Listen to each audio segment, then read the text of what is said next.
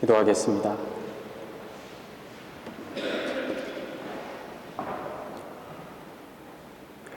우리의 마음의 소망을 붙잡게 하여 주시옵시고, 그 소망의 끝이 우리 구주 예수 그리스도임을 확인할 수 있는 시간이 되게 하여 주시옵소서.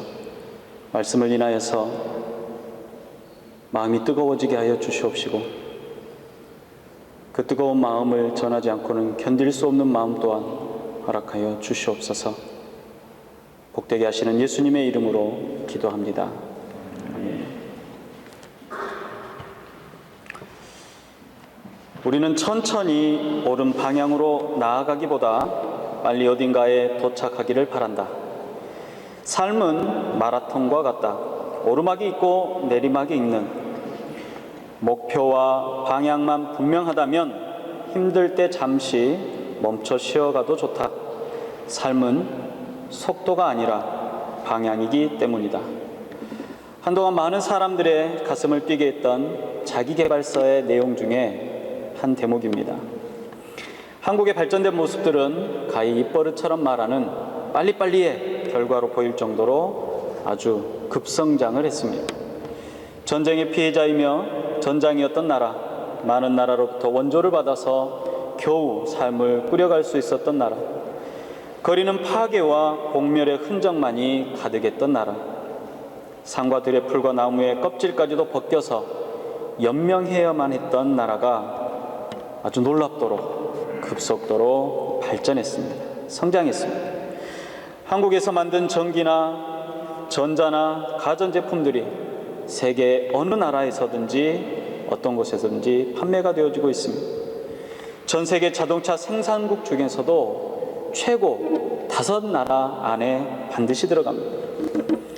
인구 대비해서 가장 많은 선교사를 파송하고 있는 나라가 바로 한국입니다. 원조를 받던 나라에서 원조를 하게 된 전 세계 유일한 나라가 한국입니다. 그러나 잘하고 좋은 것만 있지는 않습니다. OECD 국가 중에 조사에 의하면 가장 좋지 못한 1위를 가장 많이 가지고 있는 나라도 한국으로 나타납니다. 8년 연속 자살률이 1위인 나라가 한국입니다. 가계부채가, 국가채무 증가율이, 남녀의 임금 격차가, 노인의 빈곤율이, 청소년 흡연율과 성인 흡연율이, 각종 교통사고의 사고율이, 이혼 증가율도, 낙태율도, 어린이와 청소년의 행복지수가 최하위인 나라도, 자살 증가율과 실업 증가폭이 가장 가파른 나라, 불편한 것이 가득한 1위의 나라도 한국입니다. 보복운전이 흔할 정도로 사람들의 정서는 메말라 있습니다. 부모의 자녀를 학대하는 정도가 도를 넘어서 연일 뉴스의 거리가 됩니다. 가장 중요한 교육의장인 학교에서는 학생들이 선생님에게 폭력을 행사하고 아무렇지도 않게 동영상을 찍어서 자랑하듯 공유합니다. 아무리 빨리 달려가는 훈련을 많이 받았다고 할지라도 우리는 너무 빨리 달려왔고 그 부작용을 너무나도 많이 안고 있습니다. 우리는 빨리 달려가는 훈련을 많이 받았습니다. 무엇보다도 빨리 달리는 일에 익숙하고 잠시라도 멈추기라도 하면 안 될 것 같은 불안한 마음까지 갖고 있습니다. 20대는 무엇을 해야 하고 30대는 무엇을 해야 하고 40대는 어떤 존재가 되어야 한다고 사람들은 끊임없이 강조하고 강요합니다. 우리는 과연 잘 가고 있는 걸까요? 사도 바울은 현대를 살아가는 저와 여러분들에게 질문하듯 말합니다. 우리가 세운 목표는 정당하며 분명한지 말입니다. 사도 바울이 복음을 전하던 시대에도 로마의 영향력으로 또는 그리스 철학이 폭발적으로 또 다양하게 사상과 철학들이 발전했습니다. 그것들은 사람들의 눈과 귀를 사로잡기에 충분했습니다. 여유로워진 자유인들은 새로운 즐거움, 가치를 찾아서 열광했습니다. 그들이 열광했던 것 중에 하나가 바로 운동 경기였습니다. 본문에 말하는 운동장에서 다름질하는 것은 이스미한 경기를 의미하는 것입니다. 당시 고린도에는 2년마다 이스머스 지역에서 전체 헬라 세계를 위한 거대한 규모의 체육 활동, 운동 경기가 열렸습니다. 이 시합은 4년마다 한 번씩 열리는 올림픽 다음으로 많은 사람들이 참가하고 또 많은 사람들이 열광하는 헬라의 축제 중에 하나입니다. 이 경기의 가장 영광스러운 일은 월계관을 쓰는 일입니다. 이 면류관은 오직 한 사람, 그 경기에서 최고의 선수만이 쓸 수가 있었습니다. 최고의 선수가 되어지며 월계관을 쓰는 일은 가장 영광스러운 일이 되었습니다. 승리자는 상금과 함께 상당한 인기를 얻었습니다. 그래서 많은 이들이 그것들을 바라보고 선망하는 대상이 되었습니다. 당시 가장 큰 4개의 대회는 각각의 대회마다 기념하는 그리스의 신에게 향하는 일종의 종교의식과 기도로부터 시작이 되어집니다. 사도 바울은 이방의 신전에서 행해지던 운동 경기를 말하면서 성도들의 신앙과 비교하고 또 그 신앙이 어떠해야 할지를 이야기하고 있는 것입니다. 당시 신전에서 행해지던 경기에 출전했던 선수들도 자신들의 경기에 승리하게 되면 얻게 되는 월계관과 영광을 위해서 아주 오랜 기간 동안 훈련하고 준비하고 그 목표를 향해 달렸습니다. 그들이 받게 되는 월계관은 월계 수입을 덩굴로 엮어서 만든 것입니다. 거짓 신과 곧 시들고 썩어질 월계관을 위해서 10개월이 넘도록 잠자는 것과 먹는 것, 또 즐거운 오락거리들과 생활을 조절하며 훈련해서 경기에 임했던 것입니다. 그들이 오래 참고 훈련하는 목적은 단 한 가지입니다. 월계관을 쓰는 것입니다. 사도 바울도 이렇게 얘기합니다. 너희도 상을 받도록 이와 같이 다름질하라. 성도들에게 상을 받도록 다름질하라고 말합니다. 그 상은 구원을 받는 상이 아닙니다. 구원을 받은 성도들이 선수가 되며 그 경기에서 이기는 자는 하나님으로부터 영원한 면류관을 받게 될 것이라는 것입니다. 구원을 받도록 경주에서 면류관을 얻어 영광에 이르라는 말이 아니라 이미 구원의 은총 아래 있는 성도에게 마치 경주에 임하는 선수처럼 영원한 상급인 면류관을 향해서 쉬지 말고 달리라고 말하는 것입니다. 구원받은 성도의 경주는 복음을 전하는 일입니다. 앞선 말씀 9장 16절에 보면 이런 말씀이 있습니다. 내가 복음을 전할지라도 자랑할 것이 없음은 내가 부득불할 일임이라. 만일 복음을 전하지 아니하면 내가 화가 있을지로다. 또 9장 23절은 통해 보다 분명한 목적, 선수로서 어떤 경기에 나가야 하는지를 밝혀 말하고 있습니다. 내가 복음을 위하여 모든 것을 행함은 복음에 참여하고자 함이라 그랬습니다. 바울은 지금 성도들에게 당시 사람들을 열광하게 했던 운동선수가 돼서 혹독한 훈련을 견디고 월계관과 사람들로부터 영광을 얻는 것처럼 우리 성도는 하나님 앞에 선 경주자가 되어야 된다고 말하는 것입니다. 그리스 신전에 선 경주자들은 자신의 영광과 자신이 앞으로 누리게 될 상급을 위해서 달렸지만 우리는 하나님의 영광을 위해서 복음을 전하는 일을 위해서 달려야 한다는 것입니다. 그 달려갈 길은 기쁨의 길이거나 결코 평강의 길만이 아닙니다. 지나온 모든 시대의 선지자들과 경건한 믿음의 선배들처럼 환영받지 못하며 때로는 배척의 대상이 될 것입니다. 그러나 복음의 경주자들에게는 썩지 않는 영원한 상급이 준비되어 있습니다. 예수님께서 마태복음 5장 11절과 12절에 이렇게 말씀하셨습니다. 나로 말미암아 너희를 욕하고 박해하고 거짓으로 너희를 거슬러 모든 악한 말을 할 때에는 너희에게 복이 있나니 기뻐하고 즐거워하라. 하늘에서 너희의 상이 큼이라. 너희 전에 있었던 선지자들도 이같이 박해하였느니라 그랬습니다. 성도의 성장은 세상에 썩어질 그 무엇이 목표가 될 수 없습니다. 성도는 썩지 않는 영원한 것을 향해서 달려가는 선수입니다. 교회의 성장도 마찬가지입니다. 우리의 교회가 세상의 가치나 기준으로 어떤 상급을 얻거나 받을 수 없습니다. 예수 그리스도의 제자라고 하는 사람들이 제자의 삶을 살지 않고 세상의 상급의 목표를 두고 달리는 것입니다. 옳지 않습니다. 예수님께서는 단 한 번도 세상에서 환영받지 못하셨습니다. 그러나 우리는 어디를 가든지 환영받고 높임받는 것을 즐거워합니다. 예수님께서는 가난한 자들의 친구요, 아프고 힘겨운 이들을 위해서 기도하셨습니다. 그런데 우리의 눈은 언제나 부유한 이들에게 있고 더 높은 권위 위에 있습니다. 과연 예수님의 제자의 삶이라고 할 수 있겠습니까? 우리의 교회가 예수님의 제자의 모인 곳이라면 다른 교회보다 더 많은 성도들을 자랑할 것이 아니라 더 많은 섬김을 자랑할 수 있어야 합니다. 우리의 교회가 예수님의 제자들이 모인 곳이라면 다른 교회보다 더 높고 더 크고 더 아름다운 건물을 자랑할 것이 아니라 세상이 외면하고 하지 않고 낮고 천한 사역들을 찾아 섬기는 것입니다. 성도인 우리가 예수님의 제자라면 우리의 모습을 통해서 예수 그리스도가 드러나야 합니다.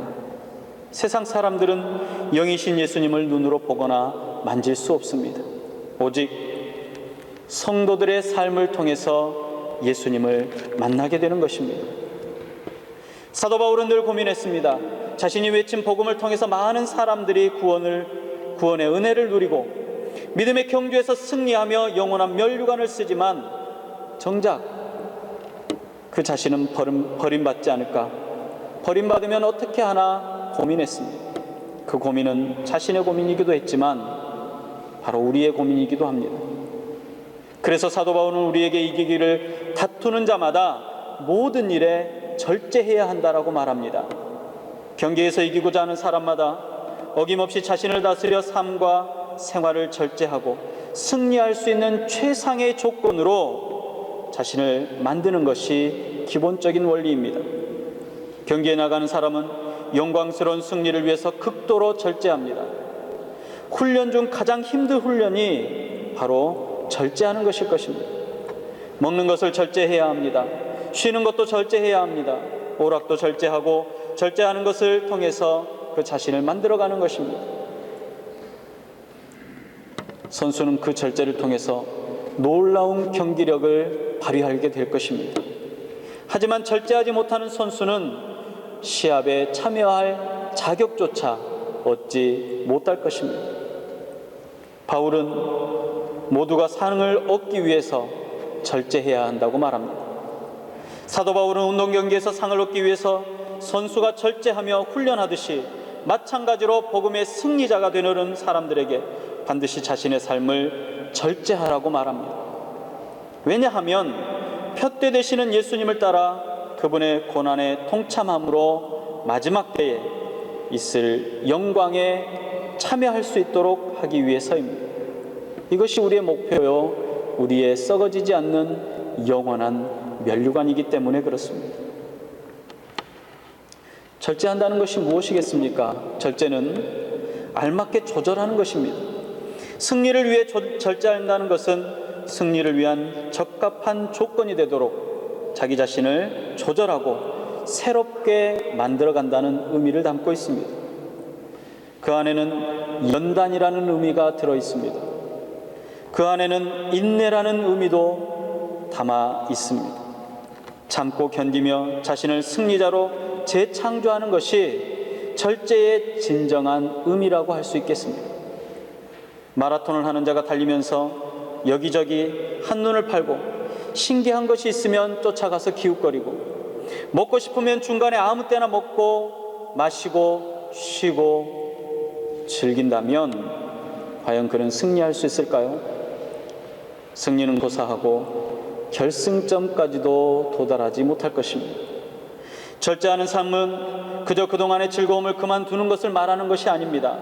세워진 목표를 이루기까지 달려가는 것입니다. 사도 바울은 몸을 쳐서 복종하라고 말합니다.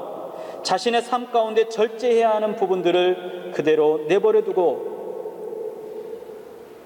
절제하지 못하고 자기 자신을 만들지 못하고서는 결코 승리할 수 없다라고 말합니다.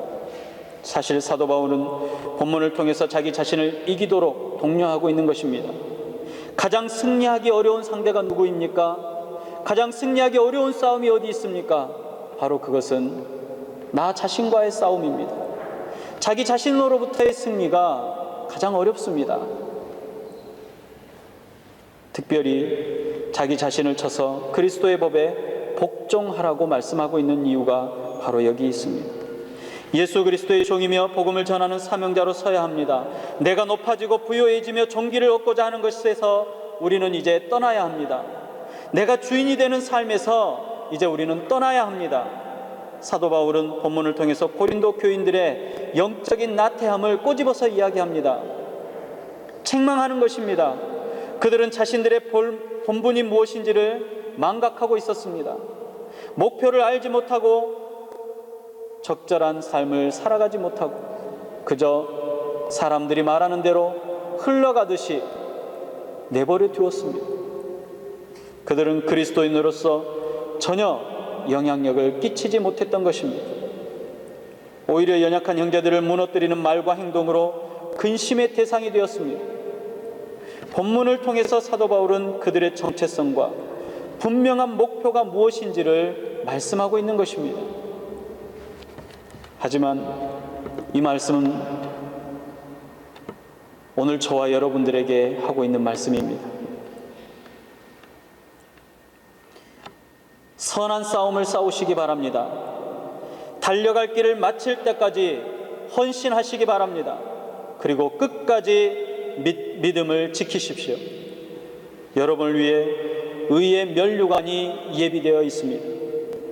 주 곧 의로우신 재판장이 다시 오실 그날 그 면류관을 여러분들의 머리 위에 씌워주실 것입니다. 주의 나타나심을 사모하는 모든 자들에게 주시는 주님의 영광스러운 면류관입니다. 기도하겠습니다.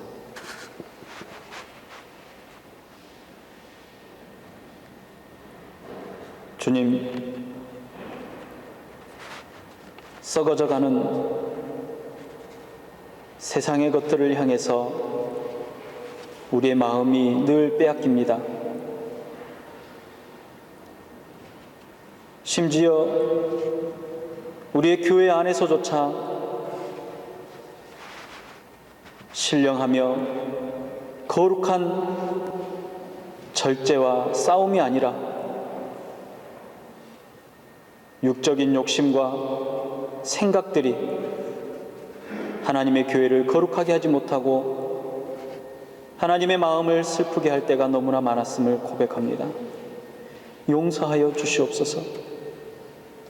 그러나 사도 바울이 다름질하는 선수들을 바라보며 예수 그리스도 안에 있는 성도들의 삶을 이야기했던 것처럼 복음을 전하는 일에 우리의 마음과 생각과 목표가 있게 하여 주시옵시고, 조금 느리게 갈지라도 조금 더딘 인생이 될지라도 분명한 목표를 향하여서 쉼 없이 달리는 선수들이 다 될 수 있도록 허락하여 주시옵소서.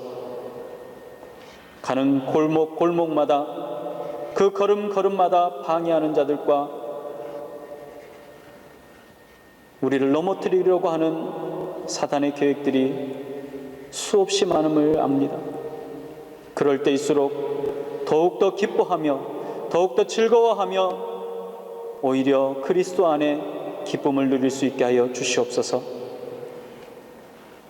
우리는 거룩한 백성으로 서며 거룩한 성도의 삶을 살아갈 수 있게 하여 주시옵시고, 마지막 때를 소망하는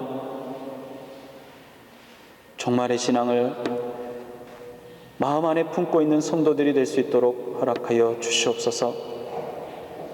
이제 경기장에 들어선 선수처럼, 아니 어쩌면 경기를 준비하는 선수처럼 주의 말씀을 인하여서 더욱더 절제하며 훈련되어지며 삶의 터전 안에 거룩한 경기를 뛸 수 있도록 허락하여 주시옵소서. 심판장 되시는 우리 구주 예수님의 이름으로 기도드리옵나이다. 아멘.